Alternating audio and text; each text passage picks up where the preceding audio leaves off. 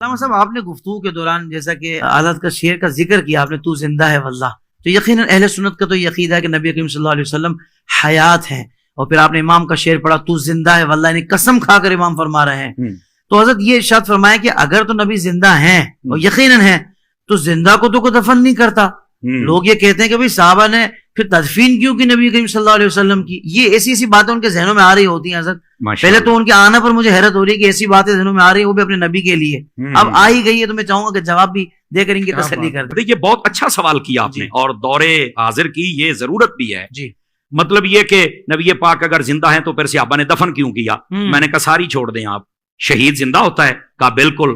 تو میں نے کہا جتنے کائنات میں شہید ہوئے دفن کیا کہ نہیں کیا؟ اس کا جواب دو مجھے، قرآن مجید دو جواب۔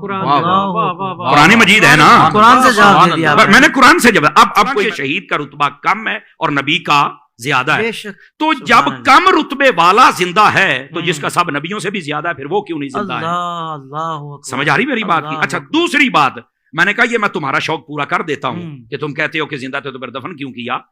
میں نے کہا جو مردہ ہوتا ہے نا اس کو آگ لگائی جاتی، کسی بھول میں نہ رہنا، اس بات کو نوٹ کیا جائے۔ جن کے مر جاتے ہیں وہ آگ لگاتے ہیں اپنے ہاتھوں سے، ہم جو دفن کرتے ہیں نا وہ زندہ سمجھ کے کرتے ہیں۔ کہتے ہیں مولانا وہ کیسے؟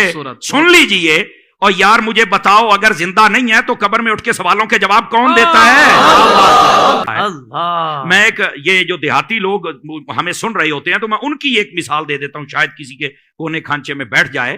اور میں نے کہا یار بتاؤ، دیکھیں جب فصلیں ہمارے ہاں کاشت کی جاتی ہیں نا، مثال کے طور پر مکئی، ہم جب اس کو کاشت کرتے ہیں تو جب اس کا بیج نکالتے ہیں نا تو ہم پہلے اس کی چھانٹی کرتے ہیں، جو دانے خراب ہوتے ہیں ان کو سائڈ پہ کر دیتے ہیں، جو صحیح ہوتے ہیں ان کو سائڈ پہ کر دیتے ہیں۔ خراب دانوں کو ہماری بولی میں کہتے ہیں مرے مرے نے، تو کہتے ہیں مریا نو سٹ دے ہو، انہاں نو پورن دا کی فائدہ ہے؟ آ جڑے چنگے نے انہاں نو پورو کچھ نکلے گا تے صحیح نا۔ اس کا مطلب ہے اگر یہ دیہاتی لاجک سے بھی دیکھا جائے نا تو زندہ کوئی دفن کیا جاتا ہے، مردے کو کوئی نہیں دفن کرتا ہے۔ سائنس سے لے کر دیہات، اور دیہات سے سائنس نے ہر زاویے سے ہم نے سمجھا دیا۔ دیکھیں نا ہم نے قرآن سے بات شروع کی ہے نا، ہم دائیں بائیں تو جا ہی نہیں سکتے۔ کیا کہنے، اور پھر یہ بھی ایک ویسے بھی بڑی عجیب و غریب، او ویس وہاں کیسے زندہ ہر طرف سے بند ہے؟ تو میں ان سے سادہ سوال کر لیتا ہوں، میں نے کہا بتاؤ یہ جو چوزا ہوتا ہے یہ انڈے سے 21 دن کے بعد نکلتا ہے؟ کہا بالکل۔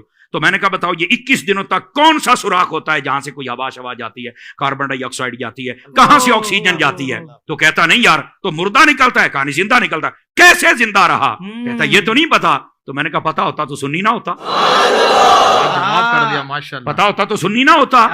بھئی جو رب ایک چوزے کے لیے سب انتظام کر سکتا ہے وہ مدینے کے تاجدار کے لیے نہیں کر سکتا۔ وہ زندہ ہیں، ان کی زندگی کی تمہیں نہیں سمجھ آئی تو ایک الگ بات ہے۔ تو زندہ ہے واللہ، تو زندہ ہے واللہ، میرے چشم عالم سے چھپ جانا۔ سبحان اللہ، سبحان اللہ۔